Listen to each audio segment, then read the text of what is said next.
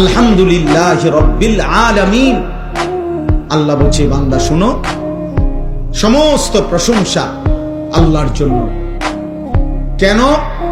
যেহেতু তিনি জগৎ সমূহের পালনকর্তা। আল্লাহ তাআলা বললেন আলহামদুলিল্লাহ, সমস্ত প্রশংসা আল্লাহর জন্য।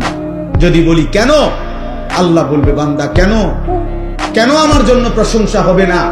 এই কায়নাতের সব আয়োজন যেখানে যা, সবই তো আমার, সবই কার? তো আমার প্রশংসা হবে না তো কার হবে? এই সৃষ্টির চারিদিকে যত আয়োজন, ভালোবাসার যত রং, যত প্রিয় জিনিস, যত পছন্দ, যত ভালোবাসা, যত আবেগ, যত অনুভূতি, যত ফিকির, যত চেষ্টা, যত মেহনত, যেখানে যত আয়োজন, সবকিছুই তো বান্দা আমার দেওয়া, আমার। তা আমার প্রশংসা না তো কার?